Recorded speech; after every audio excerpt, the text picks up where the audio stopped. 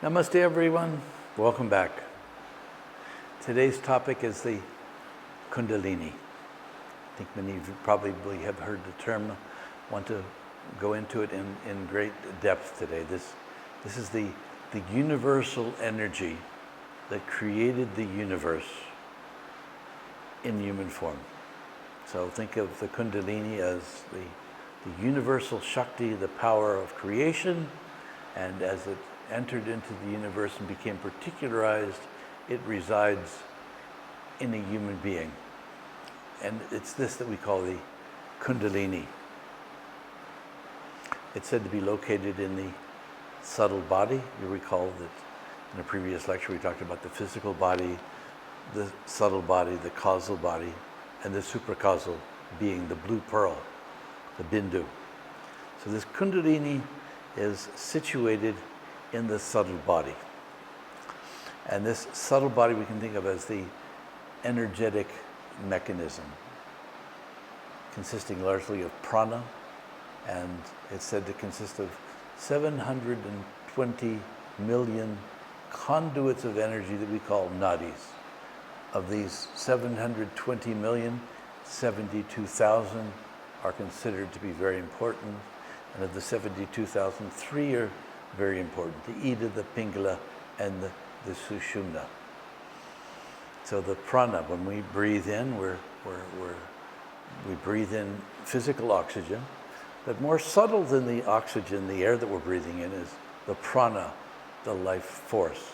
This energy enters into us as we breathe and circulates through these 72,720 million nadis, energizing us.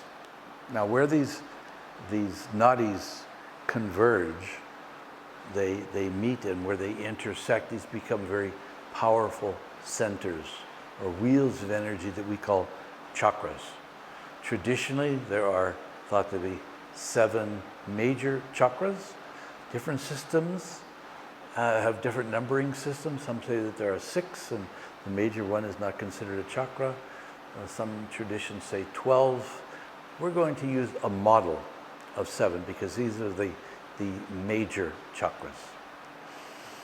So at the base of the spine, in the subtle body, roughly between the anus and the sexual organ, is the chakra called the Muladhara chakra. This is the root chakra. It's associated with the element of earth, and this is the power of life. It's from here that the breath actually arises and subsides. The energy that draws the breath in and pulls the breath out is seated here, and the bija mantra for this particular chakra is called Lam. Lam. Moving up to the second chakra, roughly located at the area of the sexual organs, is the Swadhisthana chakra. This represents the element of water. The bija mantra for here is the sound Vam, Vam. And this is the seat of our sexuality. It's our capacity, our power to procreate, to create. This is the Swadhisthana chakra. Moving upward to the third center, this is called the Manipura chakra. It's the seat of will. It's the element of fire, the sound, the bija of this particular mantra is called Ram. And this is the seat of our willpower. It's the individual willpower, the sense of the ego, and I want this and I want that. But when this chakra becomes purified, it becomes the universal will, the divine will. So for example, when a great being like Jesus said, "Not my will, but thy will be done," he was really referring to letting go of this sense of ego, the will of the ego, and identifying with the higher power that exists within us. I should mention that these chakras are, as I said, they're in the subtle body, and they are considered to be in the Sushumna nadi, the central nadi, through which the prana flows. The fourth of these chakras is called the Anahata chakra. Anahata means unstruck. This is the seat of all the core heart feelings of love, gratitude, appreciation, kindness, compassion. The bija mantra here is the sound yam, yam, and it represents the element of air. Moving up the chakras to the throat, the Vishuddha chakra. Vishuddha means purity. So this is the center of the power of speech, the power of communication. And the idea is that this should be pure, that should have integrity, that our thoughts, our feelings, and our words should all be consistent. When we are thinking one thing but saying something else, we get a contraction in this particular area. The sound here, the bija, is the sound of hum. It's the element of ether. Moving up the chakras to the Ajna chakra. We sometimes refer to this as the third eye.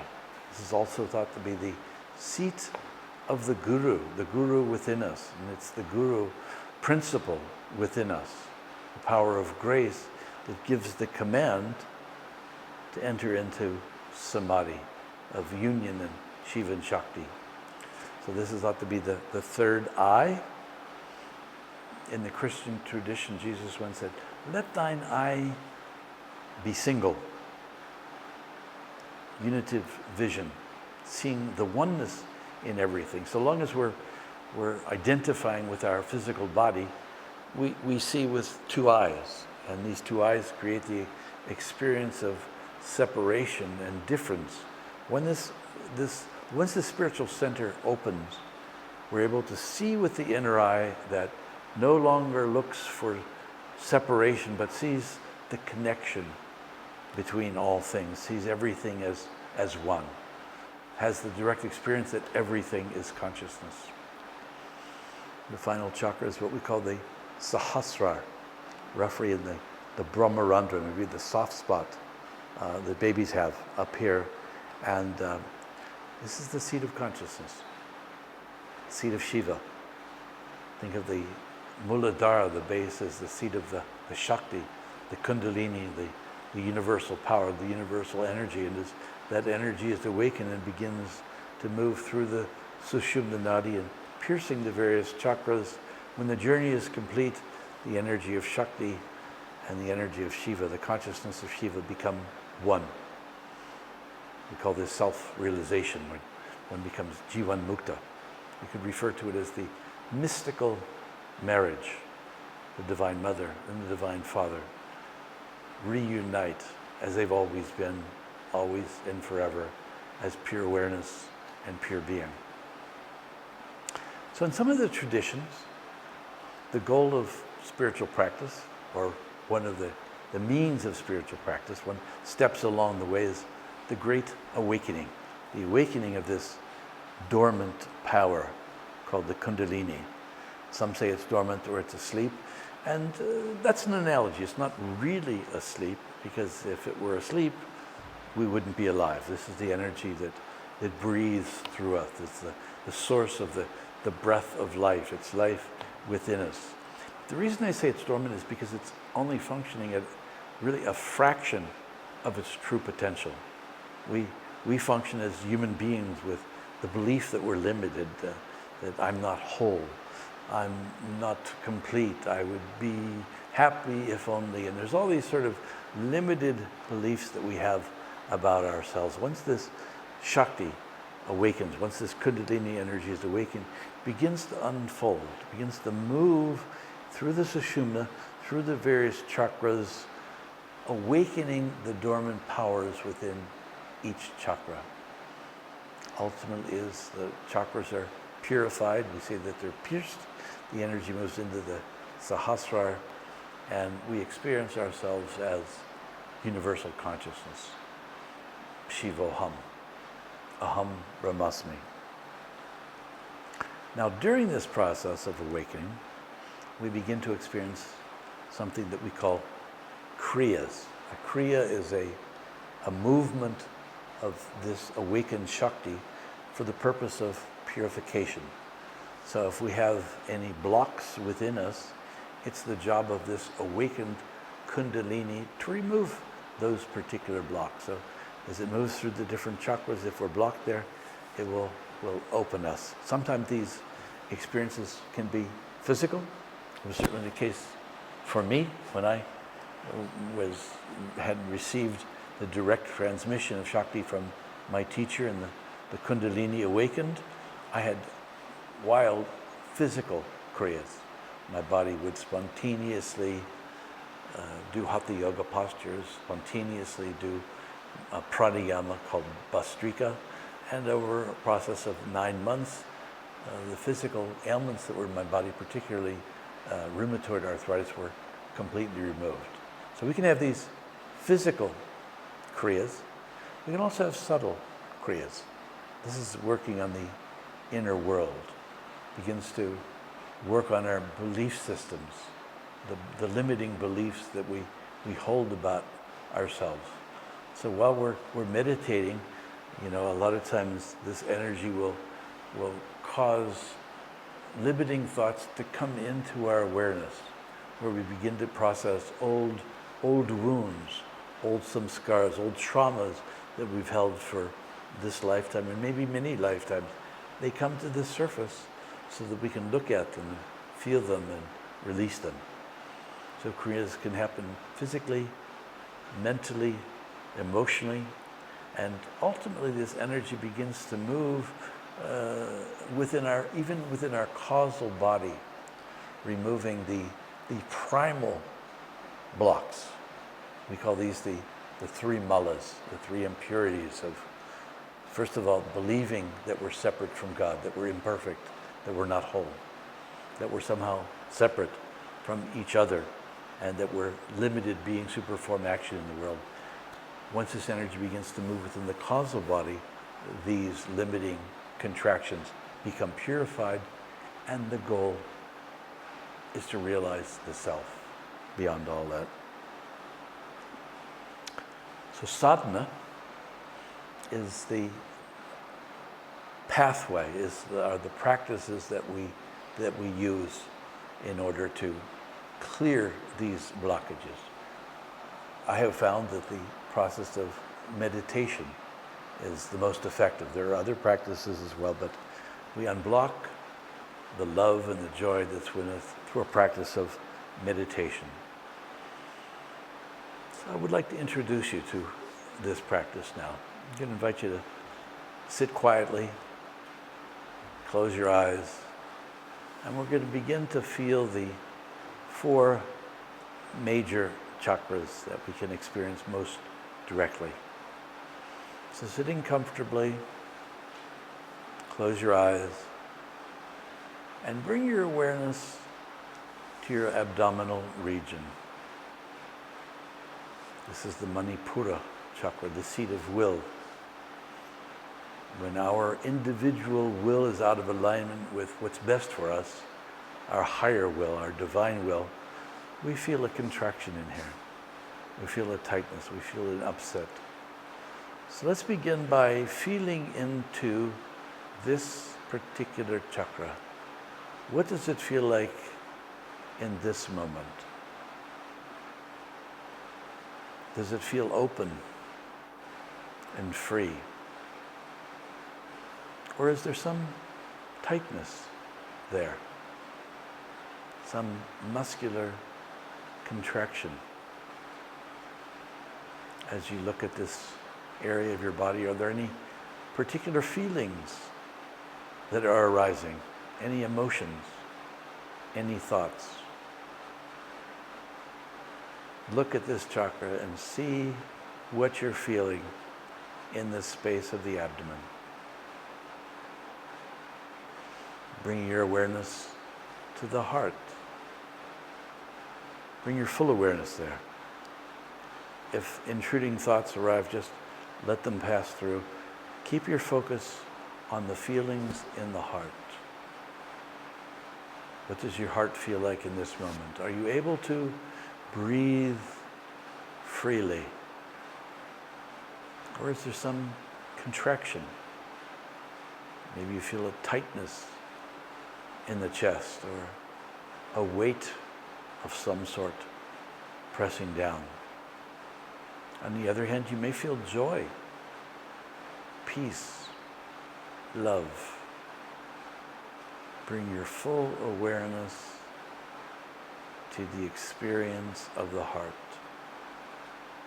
What is it that you're experiencing in this moment? Bringing your awareness to the throat chakra. Does it feel open, alive, energized? Is the energy flowing freely? Or do you feel a contraction there? Is there a tightness in the throat? Is it hoarse? This is the seat of communication. When we speak our truth, this chakra is open. When we say one thing and think something else, there's a contraction.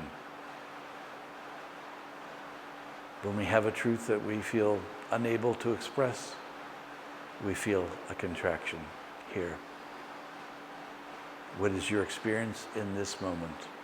What are you feeling in the throat chakra?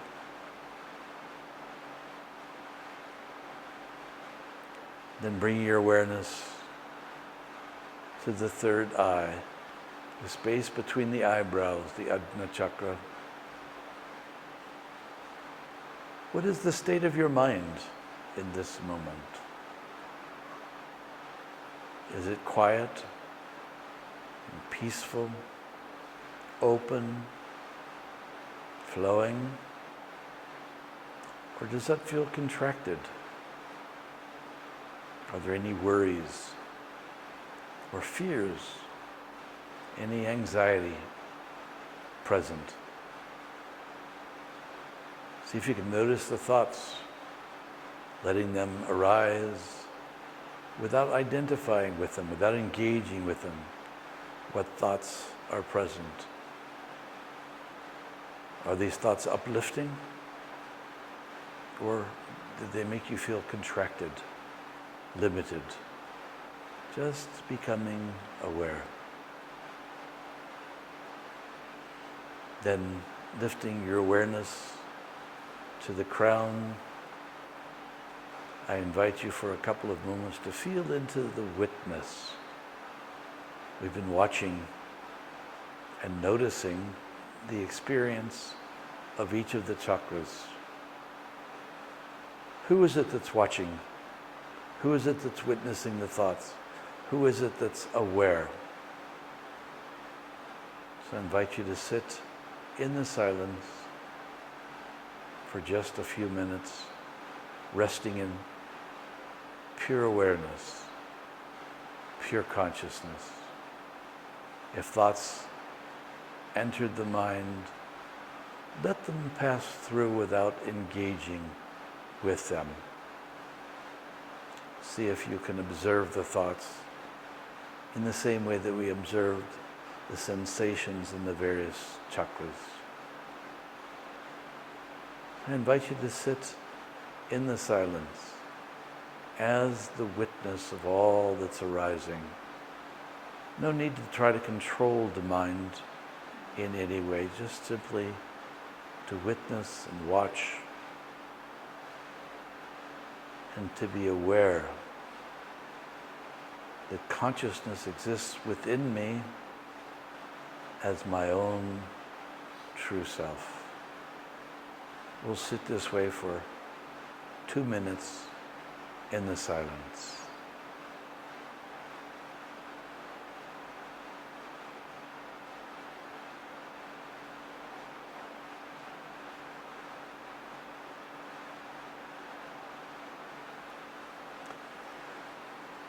So returning now from the silence, I invite you to become aware of your physical body,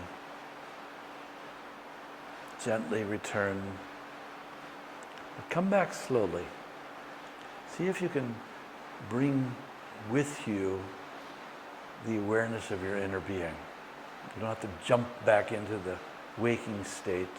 We use the term vyutana, the kind of afterglow of meditation. So you want to hold on to this inner state